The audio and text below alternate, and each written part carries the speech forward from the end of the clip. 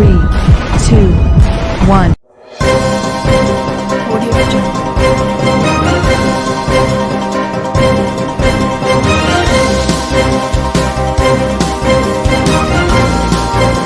Audio Jungle. Audio Jungle.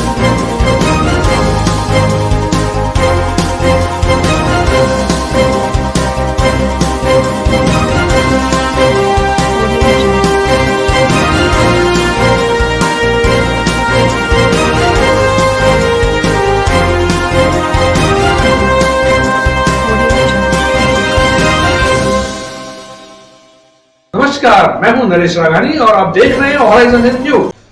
प्रशासन शहरों के संग अभियान के अंतर्गत फ्री होल्ड लीज पट्टों का वितरण। वार्ड 66 शास्त्री नगर इलाके के 52 लोग हुए लाभान्वित। मंगलवार को अजमेर नगर निगम प्रांगण में प्रशासन शहरों के संग अभियान के अंतर्गत फ्री होल्ड लीज पट्टों के लिए आवेदनकर्ताओं को पट्टों का वितरण किया गया। इस मौके पर नगर निगम महापौर ब्रजलता हाड़ा, उप महापौर नीरज जैन, आयुक्त देवेंद्र कुमार, उपायुक्त सीता वर्मा सहित निगम के अधिकारी मौजूद रहे।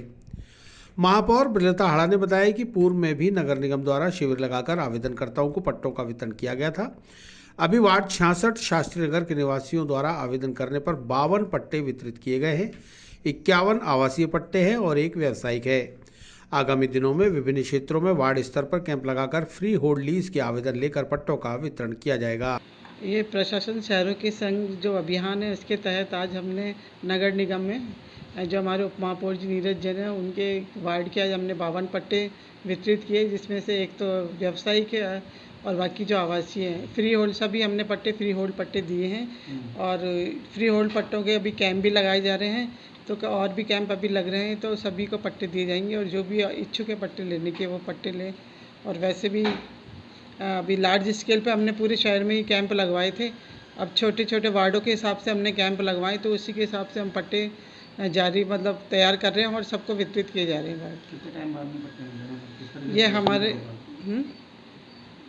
किस तरह से लोग बाग परेशान थे, पट्टे नहीं थे पहले? आप लोग बहुत परेशान थे, पट्टे नहीं थे किसी के पास, अब बहुत खुश हैं और सभी धन्यवाद देकर गए हैं कि अभी गए हैं जो सभी। उप महापौर नीरज जैन ने बताया कि आवेदनकर्ताओं को 7 दिन में पट्टे देने का आश्वासन दिया गया था, लेकिन दीपावली और पुष्कर मेले की छुट्टियों के चलते कुछ विलंब हो गया। लेकिन जैसे ही पट्टे तैयार हुए हैं आज सभी को वितरित कर दिए गए हैं। आगामी दिनों में अजमेर उत्तर और दक्षिण विधानसभा क्षेत्र के निगम के अंतर्गत आने वाले वार्डों में कैंप लगाकर आवेदन लेने के बाद पट्टों का वितरण किया जाएगा। प्रशासन शहरों के संघ अभियान के अंतर्गत फ्री होल्ड लीज के पट्टे के लिए हमारे शास्त्री नगर जो हमारा वार्ड 66 है वहाँ के निवासियों ने आवेदन किया था और आज 52 पट्टे नगर निगम में हमारे महापौर और हमारे कमिश्नर महोदय के साथ हमने बांटे हैं। उनमें से 51 तो आवासीय पट्टे हैं, 1 कॉमर्शियल पट्टा है। और कल से फिर हमारे जो विभिन्न क्षेत्र जहाँ पर हमारी जो लीज कॉलोनीज़ हैं उन कॉलोनीज़ में हमारे प्रशासन शहरों के संघ अभियान के अंतर्गत कैंप लगने वाला है। कल कैंप की शुरुआत है, कल 24 तारीख को पुनः शास्त्री नगर में कैंप लगेगा जहाँ पर फ्री होल्ड लीज के आवेदन लिए जाएंगे और वहाँ की जो समस्या है उनका समाधान करने का प्रयास वहाँ किया जाएगा। और ये लगातार अगले 7 दिन तक विभिन्न स्थानों पर पंचशील के अंदर, शास्त्री नगर में, हमारे जेपी नगर, नाका मदार, अजय नगर, जहाँ पर नगर निगम की कॉलोनीज़, जहाँ लीज जो कॉलोनीज़ हैं वहाँ पर कैंप लगाए जाएंगे।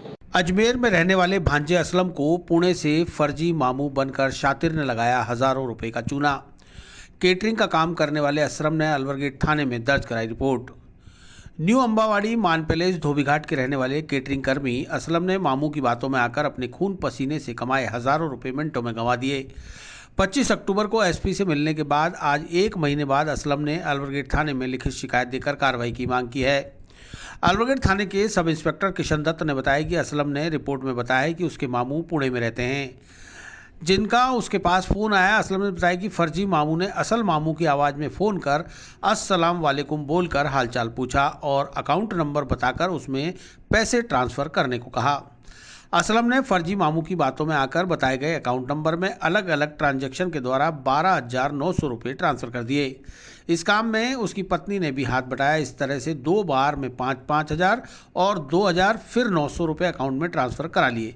फिर भी मामू ने बोला कि पैसे आए नहीं हैं, जबकि मेरे अकाउंट से पैसे क्रेडिट होने के मैसेज आ चुके थे। अपने खून पसीने की कमाई गंवाने के बाद जब उसे अपने साथ ठगी होने का एहसास हुआ तो वह फरियाद लेकर एसपी के समक्ष पहुंचा।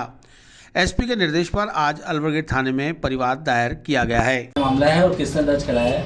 दिनांक 25/10/2021 को असलम के पास एक फ़ोन आया अज्ञात नंबरों से कि मैं तेरा मामा बोल रहा हूँ पूना से और मेरे को पैसों की ज़रूरत है, तो मेरे खाते में तू ट्रांसफ़र कर, मेरे खाते से ट्रांसफ़र नहीं हो रहे हैं तो तू मेरे खाते में ट्रांसफ़र पैसे कर दे। तो इसने अलग अलग कई बार में करके 12,900 रुपये उस खाते में ट्रांसफ़र कर दिए। बाद में इसको मालूम इसने मामा को पूछा तो मामा ने कहा मैंने तो कोई पैसे ही नहीं मांगे। तो वो मामा की आवाज़ में बोल रहा था सेम। इस चक्कर से एक धोखे में आकर के उसने पैसे ट्रांजैक्शन कर दिए 12,900। क्या नाम बताया मामा? मामा का पूना मामा, वो बस केवल नाम तो नहीं बताया उसने। इसमें 12,900। खेलो इंडिया के चौथे संस्करण के लिए राजस्थान की खो खो टीम का सिलेक्शन ट्रायल। अंडर 18 महिला खो खो टीम के लिए दयानंद महाविद्यालय पर चल रही है ट्रायल। दयानंद महाविद्यालय के खेल मैदान पर राजस्थान खो खो संघ के तत्वाधान में खेलो इंडिया अंडर 18 टीम महिला वर्ग की ट्रायल आयोजित की जा रही है, जिसमें पूरे राजस्थान भर से लगभग 60 बालिकाएं ट्रायल देने आई हुई हैं। खो खो संघ के आयोजन सचिव डॉक्टर असगर अली ने बताया कि यह सीधी ओपन ट्रायल है, जिसके अंदर खेल कौशल के आधार पर खिलाड़ियों का चयन किया जा रहा है। 12 खिलाड़ियों की चयनित टीम 9 फरवरी से 13 फरवरी 2022 तक पंचकुला हरियाणा में आयोजित होने वाले खेलो इंडिया के चौथे संस्करण में भाग लेगी।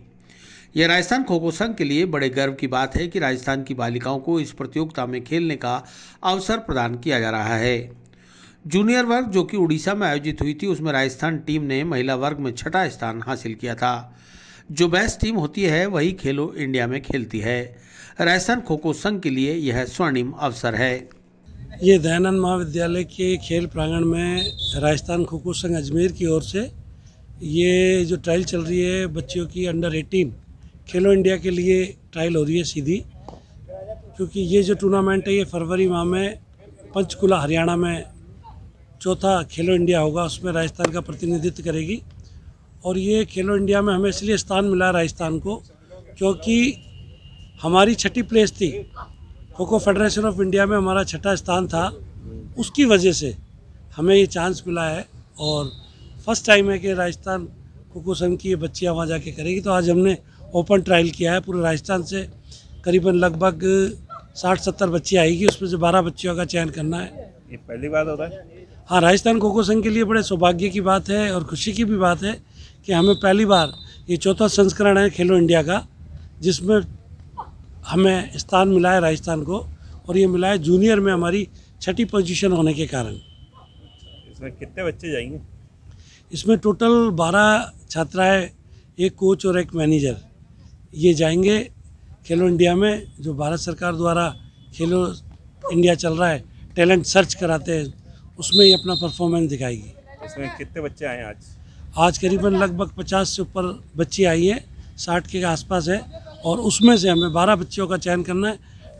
चयन बड़ा टफ है और कंपटीशन भी बहुत अच्छा है, क्योंकि सारी बच्चियाँ रिसेंटली स्कूल स्टेट टूर्नामेंट खेल के आई हैं और कई बच्चियाँ तो पोजीशन होल्डर है। तो हमें उम्मीद है कि अच्छी टीम राजस्थान की जाएगी आज। एलिवेटेड रोड निर्माण कार्य के दौरान फिर बरती लापरवाही, हुआ हादसा। कचहरी रोड पर बिना ट्रैफिक डाइवर्ट किए की जा रही वेल्डिंग से नीचे से गुजर रही पिकअप में भरे कपड़ों में लगी आग। स्मार्ट सिटी प्रोजेक्ट के तहत कछुआ चाल से चल रहे एलिवेटेड रोड निर्माण कार्य के दौरान लगातार लापरवाही बरती जा रही है। पूर्व में भी ऐसे कई हादसे हो चुके हैं जिससे लोगों की जान पर बनाई। ऐसे में मंगलवार दोपहर कचहरी रोड पर बिना ट्रैफिक डाइवर्ट किए पिलर के ऊपर की जा रही वेल्डिंग से निकली चिंगारी से नीचे से गुजर रही पिकअप में भरे वूलन के कपड़ों में आग लग गई। कचहरी रोड पर पिकअप के पीछे जा रहे मोटरसाइकिल सवार ने पिकअप वाले को रोककर आग लगने की जानकारी दी, जिसके बाद पिकअप के ड्राइवर राहुल ने गाड़ी को रोककर आग बुझाने के प्रयास करते हुए गर्म कपड़ों की गांठों को पिकअप से निकालकर नीचे डाला। इसी दरमियान वहां से पानी के कैंपर लेकर जा रही वैन के चालक ने कैंपर से पानी डालकर आग को बुझा दिया, लेकिन इस दरमियान लाखों रुपए का नुकसान हो चुका था। राहुल ने बताया कि वह घूघरा स्थित राठौड़ ट्रांसपोर्ट से माल लेकर अलवर गेट जा रहा था, तभी यह हादसा हो गया। एलिवेटेड रोड निर्माण कार्य के दौरान यदि ट्रैफिक वन वे कर दिया जाता तो यह हादसा होने से बच जाता। हाँ बताओ भैया कैसे क्या हुआ था? ये पूरा हादसा क्या हुआ है, कहाँ से गाड़ी लगा के और कहाँ ले जा रहे थे?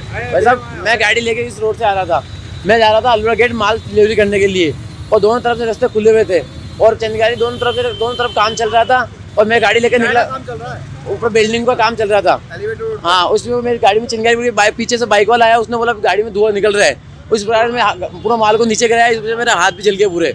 और उस टाइम पर कैंपर वाला आ गया था पानी लेके, उसकी वजह से मेरा आधे से ज्यादा पूरा माल जल चुका है अब तक। किसकी लापरवाही है? पुलिया वालों की लापरवाही, नहीं कोई गार्ड था, नए रास्ते बंद कर रखे थे इन लोगों ने और दोनों रास्ते खुले हुए थे। वहीं सूचना पर पुलिस भी मौके पर पहुंची। सदर कोतवाली थाने से आए सब इंस्पेक्टर विष्णु प्रसाद ने बताया कि उन्हें कंट्रोल रूम से सूचना मिली कि कचहरी रोड पर एक पिकअप में आग लग गई है, जिस पर वह मौके पर पहुंचे, लेकिन मामला सिविल लाइन थाने का होने की वजह से सिविल लाइन थाना पुलिस को सूचित कर दिया गया। उससे पहले पिकअप में भरे कपड़ों की गांठ में लगी आग पर काबू पा लिया गया। कोई जनहानि नहीं हुई है, लेकिन गर्म कपड़े, शॉल, कंबर वगैरह जल गए हैं। स्मार्ट सिटी के अधिकारियों को चाहिए था कि कोई भी निर्माण कार्य के समय उस स्थान के ट्रैफिक को डाइवर्ट किया जाए। कंट्रोल से इतला मिली थी कि भाई वही पिकअप में आग लग गई है। यहाँ आके देखा तो सिविल लाइन थाना क्षेत्र की घटना बता रहे हैं। ऊपर से कोई बिल्डिंग का काम चल रहा था, उसके दाने गिरने से गाड़ी में आग लग गई है। आग पे काबू पा लिया है, आग को बुझा दिया है और सिविल लाइन क्षेत्र की घटना होने से सिविल लाइन वालों को भाई वायरलेस से इतला कर दी है। नहीं, कोई बड़ा हादसा नहीं हुआ, कोई कैजुअलिटी वगैरह नहीं हुई है। आग बुझा दी है, आग पे काबू पा लिया है। आपका नाम? विष्णु प्रसाद, पुलिस थाना कोतवाली, अजमेर। विष्णु प्रसाद जी, सूचना क्या मिली थी आपको? कंट्रोल से इतला मिली थी कि भाई कोई गाड़ी में आग लग गई है और ये जो ओवरब्रिज का काम चल रहा है उससे कोई बिल्डिंग के दाने गिरने से कपड़े पहने हुए हैं, कपड़े में आग लग गई है। यहाँ पहुँचे, आग पे काबू पा लिया है और इससे ड्राइवर से पूछा भाई घटना कहाँ की है, तो घटना सिविल लाइन थाना क्षेत्र की है, इसलिए सिविल लाइन को सूचना कर दी है तो वो थाने वाले पहुँच रहे हैं। अच्छा विष्णु जी, ये कि एलिवेटेड रोड जो बना रही है कंपनी, उसको कोई सूचना दी है कि कोई लापरवाही सीधे उसकी समझ में आ रही है अभी तक?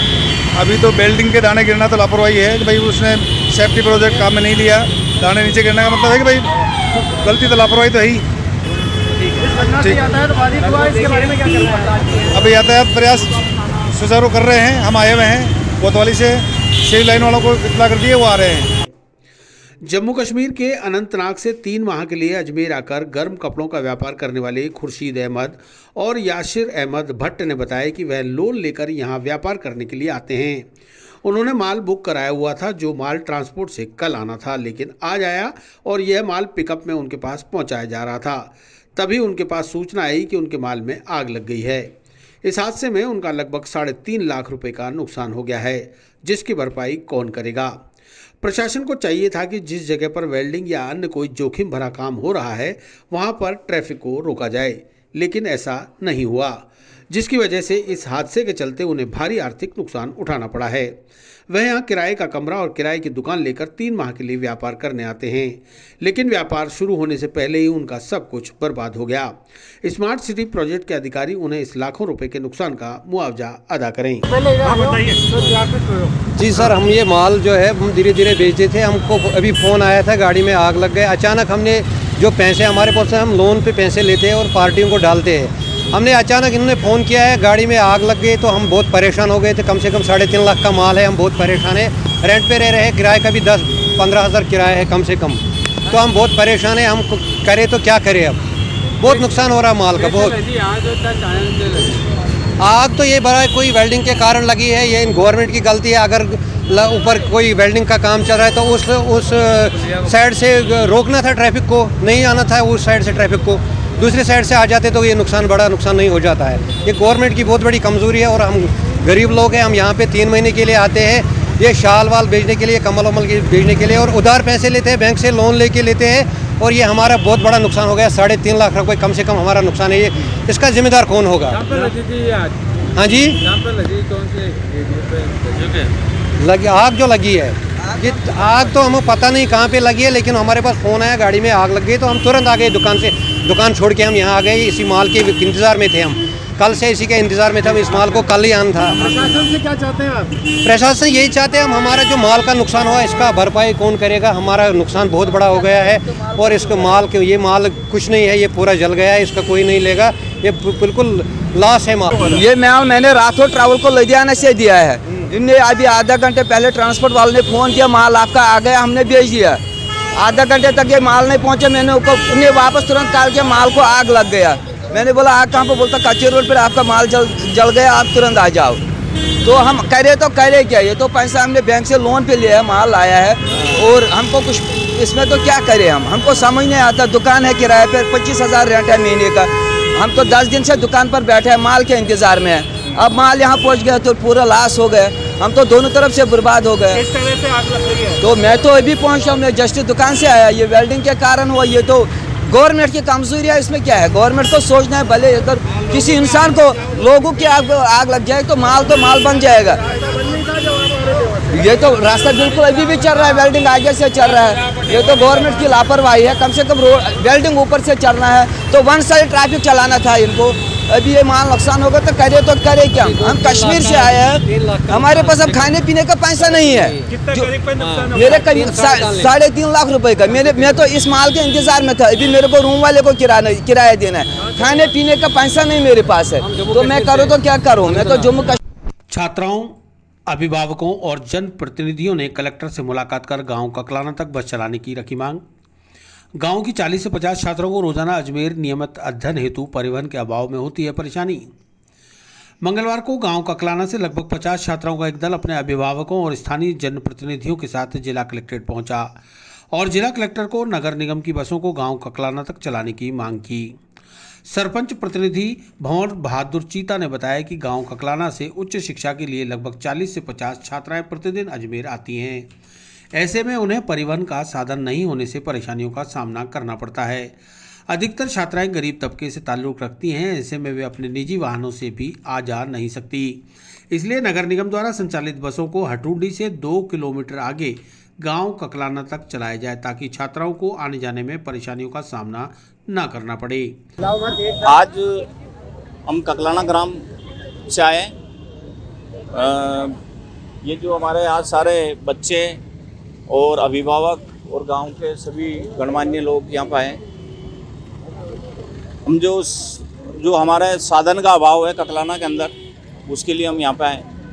जो हमारी नगर निगम की जो बसें चलती है हटूंडी तक है, हम कलेक्टर साहब से और राज्य सरकार से निवेदन करते हैं कि उस बसों को 2 किलोमीटर आगे ककलाना गांव पड़ता है, वहाँ तक अगर ये बसें चल जाएगी। ये बच्चियाँ जो 39 बच्चियाँ और कुछ कॉलेज की बच्चियाँ, करीबन 50 के समथिंग जो बच्चियाँ हैं, रोज़ ककलाना से अजमेर पढ़ने के लिए आती है। उनकी पोजीशन ये है कि उनके अभिभावक जो निजी साधन करके यहाँ भेज नहीं सकते हैं और ये पोजीशन आ रही है कि उनको स्कूल छोड़नी पड़ेगी। तो मैं कलेक्टर साहब से निवेदन करूँगा कि इस बसों को, जो नगर निगम वाली बसें हैं, उन बसों को ककलाना तक चला दें, जिससे इन बच्चों का भविष्य उज्जवल हो सके और ये बच्चे आगे पढ़ के और अपना भविष्य उज्जवल कर सकें। छात्राओं के दल के साथ सामाजिक कार्यकर्ता मोनिका बढ़ाना ने बताया कि एक तरफ तो सरकार बालिका शिक्षा को बढ़ावा देने की बात करती है, वहीं शिक्षा ग्रहण करने वाली बालिकाओं के लिए सुविधाओं का अभाव है। ऐसे में जिला प्रशासन को तत्काल संज्ञान लेकर छात्राओं के परिवहन के लिए साधन उपलब्ध कराना चाहिए ताकि छात्राएं पढ़ाई से दूर न हों।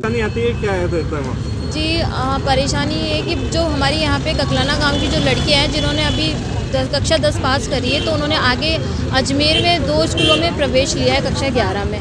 अब दिक्कत ये आ रही है कि वहाँ से आने जाने का साधन नहीं है और ना ही आर्थिक व्यवस्था कमज़ोर होने के कारण इनके घर वाले इनको इतना अफोर्ड नहीं कर पा रहे कि भाई इनको रोज़ पैसे दे, क्योंकि जो टेम्पू वगैरह तो चलते ही नहीं है और अगर ये प्राइवेट भी करती है तो वो मनमाने अपने पैसे वसूल करते हैं। तो इसकी वजह से इनके घर वाले भी मना कर रहे हैं और अभी स्थिति ये है कि लड़कियाँ अपनी स्कूल छोड़ने के कगार पे है।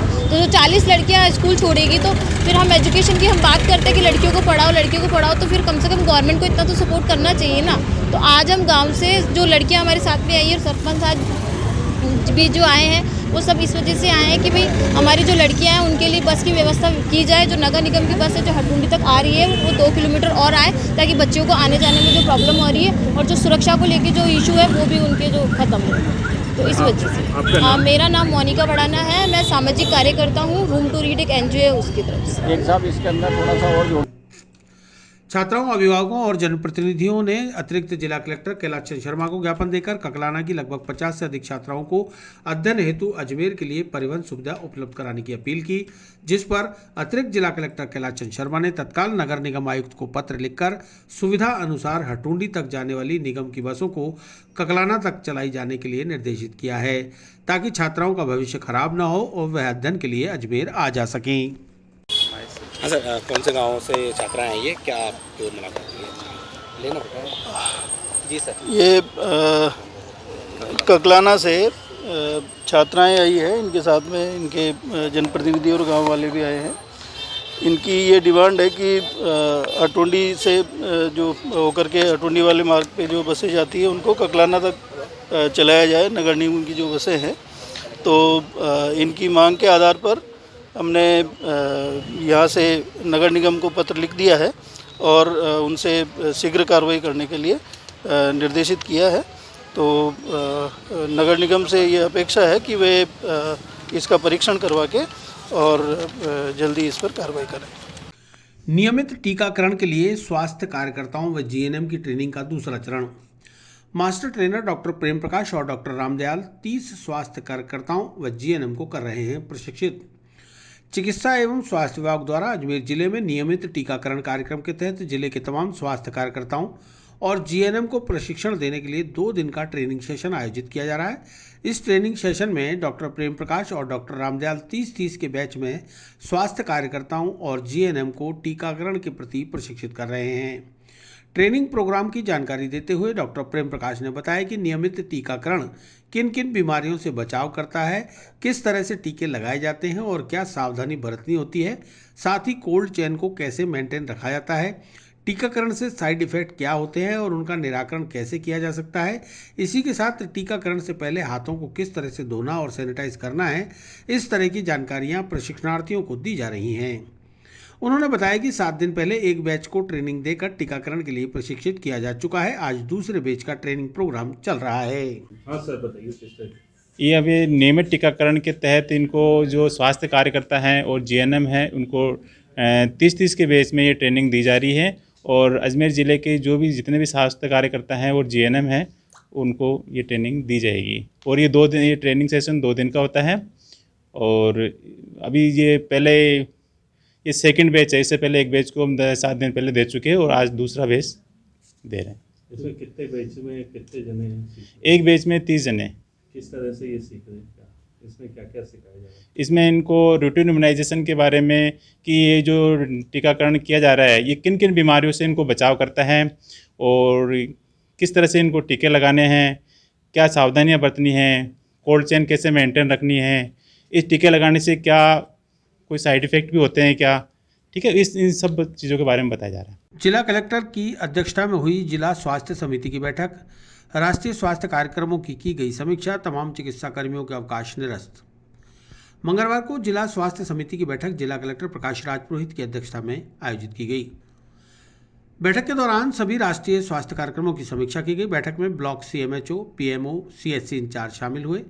मुख्य चिकित्सा एवं स्वास्थ्य अधिकारी डॉक्टर के सोनी ने बैठक की जानकारी देते हुए बताया कि बैठक के दौरान 14 नवंबर से 31 मार्च तक आयोजित हो रहे मुख्यमंत्री निरोगी राजस्थान चिरंजीवी स्वास्थ्य शिविरों के साथ ही घर घर तक चिकित्सा सुविधाओं को पहुंचाने के निर्देश दिए गए हैं। साथ ही कोविड व सीवियर डिजीज के साथ अन्य स्वास्थ्य योजनाओं की समीक्षा व समस्याओं का समाधान करने के भी प्रयास किए गए।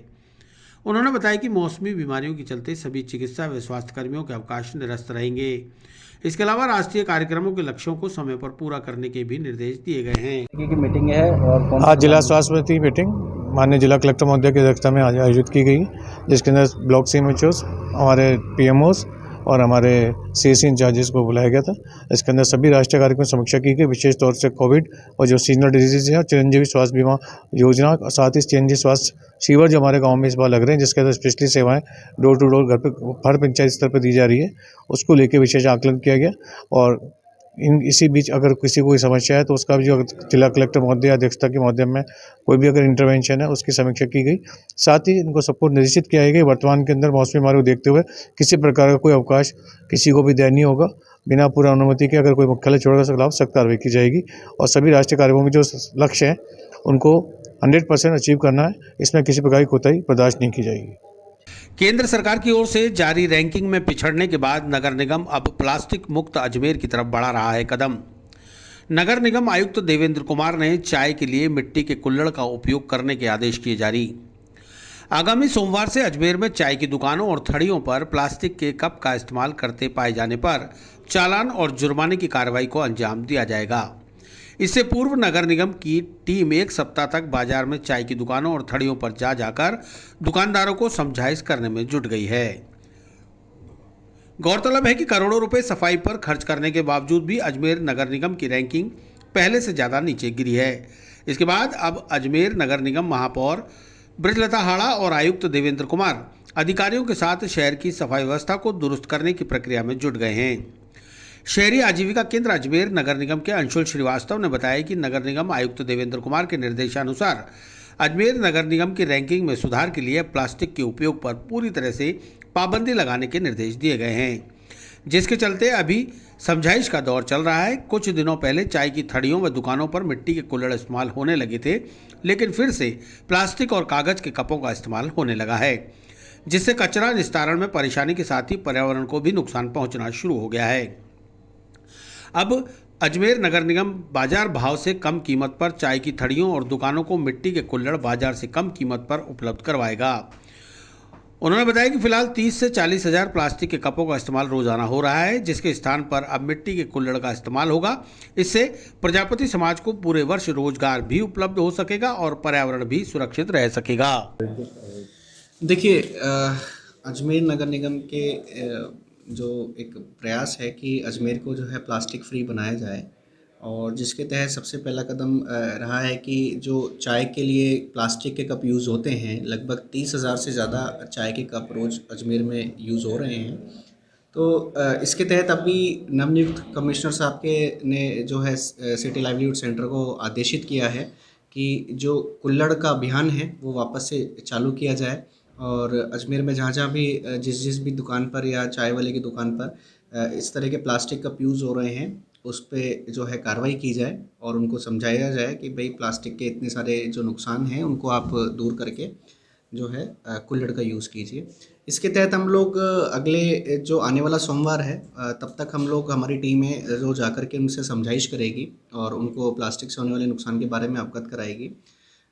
लेकिन मंडे के बाद में निगम की कुछ टीमें जो हैं इस पे कार्रवाई के लिए निकलेंगी, और जहाँ भी प्लास्टिक का यूज़ हो रहा है या कप्स का यूज़ हो रहा है और आदेश की अवहेलना की जा रही है तो डेफिनेटली उस पर जो है कार्रवाई अमल में लाई जाएगी, चाहे वो कार्रवाई चालान को लेकर के हो सकती है, चाहे वो सीजिंग को लेकर के हो सकती है। इसके तहत आपके चैनल के माध्यम से मैं एक बात और बताना चाहूँगा कि जो चाय के कपों को रिप्लेस करके कुल्हड़ जो है कुल्हड़ मिलना एक समस्या हो जाती है दुकानदार के लिए, तो अजमेर नगर निगम इसके लिए भी प्रयास कर रहा है और इसके लिए डिस्ट्रीब्यूशन नगर निगम स्टार्ट करेगा, जिसमें उनको बाज़ार से रियायती दर पर जो है कुल्हड़ उपलब्ध कराए जाएंगे, जो कि बाज़ार से 30 पैसे 40 पैसे तक भी कम होंगे। तो जिससे कि क्या है कुल्हड़ यूज़ करने के लिए जो चाय वाले हैं वो मोटिवेट होंगे और इस तरह की चीज़ों को यूज़ करेंगे।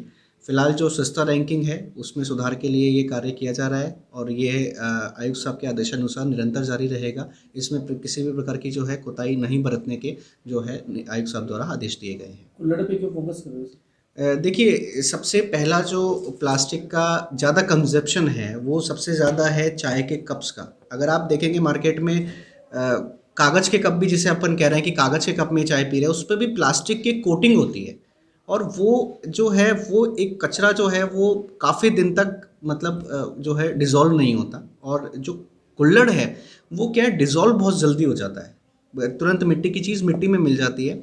और दूसरा हमारा एक मोटिव ये भी है कि जो कुम्हार लोग अपना जो है पैतृक काम छोड़ रहे हैं, उनको इतने मार्जिन्स नहीं मिल पा रहे हैं, उनकी ये जो बिक्री है वो ख़त्म हो गई है, 12 महीने का रोज़गार नहीं है, उनके सामने रोज़गार की संकट पैदा हो जाते हैं। अगर हम बात करें कुछ दिवाली या गर्मी के सीज़न को छोड़ दें तो बाकी टाइम वो बेरोज़गार रहते हैं, लगभग उनके पास ना के बराबर रोज़गार रहता है। तो उनको भी हमारा एक मोटिव है कि उनको रोज़गार मिले तथा अजमेर शहर जो है वो स्वच्छ बने, और जितने भी हेल्थ पे गलत इफ़ेक्ट पड़ रहे हैं पॉलीथीन के और ये इस तरह के कप्स के, तो वो भी एक हम जो है इस का हमारा एक मोटिव है। पॉली बैग्स को भी बहुत ही जल्दी जो है बहुत सख्ती से निपटा जाएगा। पॉली बैग्स पर ऑलरेडी बैन है, लेकिन फिर भी पॉली बैग्स लोग यूज़ कर रहे हैं, तो उसको भी हम लोग जो रोज़मर्रा के कपड़े के थैले हैं जो हमारी एसएचजीज़ की महिलाएं हैं उनसे बनवा करके रिप्लेस करने का प्रयास कर रहे हैं। तो इस तरीके से ये जो है अभियान मंडे से चालू किया जाएगा। रोडवेज बस में ब्यावर से अजमेर आ रही महिला के बैग से 13 तोले सोने के आभूषण चोरी। सिविल लाइन थाना अंतर्गत महिला को इंटरनेट कॉल के जरिए मिली धमकी। पीड़ित महिला ने सिविल लाइन थाने में दर्ज कराया मुकदमा। ब्यावर से शादी समारोह में शामिल होकर अजमेर आ रहे यात्री के बैग से सहयात्री बनकर शातिर बदमाशों ने 13 तोले सोने के आभूषण, 600 रुपये नकदी और आई कार्ड चुरा लिया। जयपुर डिपो की रोडवेज बस में यात्रा कर रही ललिता रावल ने बताया कि वह शादी समारोह में शामिल होकर ब्यावर से अपने चाचा के यहाँ से अजमेर आ रहे थे। रोडवेज बस की सीट पर बैठे हुए थे। सीट के ऊपर ही लगेज कैरियर पर उनका बैग रखा हुआ था। बस की गैलरी में 4 लोग खड़े थे, जिन्होंने कहा कि बैग आपके ऊपर गिर जाएगा, तो उन्होंने बैग उठाकर हमें दे दिया। हमने बैग अपने पैरों के नीचे रख लिया तो वे लोग बैग के आसपास घेरा बनाकर खड़े हो गए। इसी बीच उन्होंने शातिराना ढंग से आभूषण चुरा लिए। इसके बाद सिविल लाइन थाने में आरोपियों के विरुद्ध मुकदमा दर्ज करा दिया गया है। मैम कहाँ से आ रहे थे और क्या वारदात हुई आपके साथ? हम ब्यावर से यहाँ अजमेर आ रहे थे शादी से, तो फिर मैंने मेरा बैग मेरे बैठी थी उसी सीट के ऊपर रखा था। उसके अंदर मेरा गहने थे, एक पैसों से बड़ा पैसे का बैग था। और 4 लोग गैलरी में खड़े थे, हम सीटों सीट सब बैठे थे लोग। और वहाँ से हम अजमेर आए, 10 मिनट का रास्ता बचा था अजमेर का। फिर एक जेंट्स ने मेरे को बोला कि आपका बैग आपके ऊपर गिर रहा है, तो मैं नीचे रख दूं क्या? तो मैंने कहा कि पहले तो मैंने बोला नहीं कि नहीं गिर रहा है, रहने दो। तो उन्होंने बोला मेरे को वापस कि आपके ऊपर गिर जाएगा बच्चे के ऊपर। तो मैंने कहा ठीक है, आप नीचे रख दो। तो उन्होंने मेरा बैग लेके नीचे रख दिया और 4 लोग ऐसे खड़े थे और मेरे बैग उनके पैरों में पड़ा था। और वो लोग मतलब मेरे बैग मैं देख रही थी मेरा बैग पड़ा है, और मेरे ननंद पास में बैठे थे, मेरी चाची बैठी थी पास में। सब हम उस बैग पे नज़र रखे थे, बैग पड़ा है। वो 4 लोग एक साथ ऐसे ऐसे मतलब हो गए। मेरे को मतलब बैग को जैसे पूरा अपने पैरों पे डाल के छुपा दिया। और वो सब फिर मैंने 2 मिनट के अंदर मैंने वापस मेरा बैग ले लिया। क्या क्या चोरी हुआ उसमें से? उसमें मेरे एक सोने की टूसी थी, एक आड़ थी, एक रकड़ी सेट था और पूंछे थी हाथ की।